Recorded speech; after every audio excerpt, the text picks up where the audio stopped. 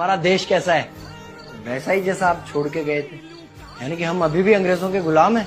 नहीं, अंग्रेजों से तो हमें 1947 में ही आजादी मिल गई थी। अच्छा, तो अब तो हमारे अपने लोग देश चलाते होंगे ना?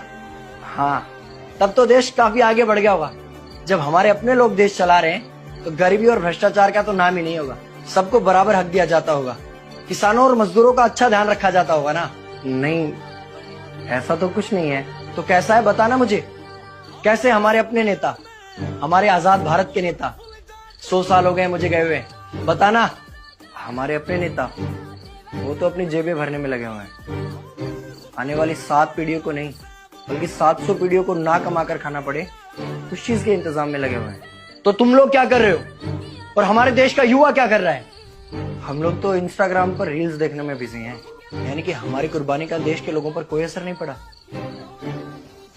देश के लोगों में कोई देशभक्ति नहीं, कोई देश प्रेम नहीं।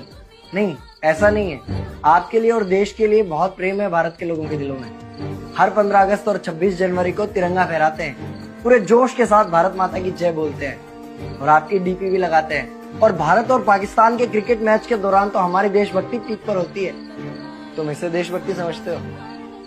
तो फिर क्या है देशभक्ति? अगर तुम्हारी देशभक्ति समाज को सुधारने में, गरीबों को अच्छी शिक्षा या बराबर का हक नहीं दिलाती तो कोई काम की नहीं है तुम्हारी देशभक्ति। भ्रष्ट नेताओं और सरकार के खिलाफ आवाज उठाओ, लोगों को एकजुट करो। लेकिन अगर हमने सरकार के खिलाफ आवाज उठाई या नेताओं से सवाल पूछे तो हमें एंटी नेशनलिस्ट कहा जाएगा या हमें गद्दार करार दे दिया जाएगा।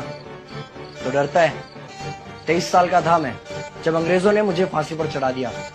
मुझे तो आतंकवादी कहा गया था। अगर अब नहीं जागे तो ये देश सोता रहेगा। ये सरकारें, ये नेता देश को बेच खाएंगे। इस भ्रष्ट सरकारी तंत्र से लड़ो। देश को क्रांति की जरूरत है।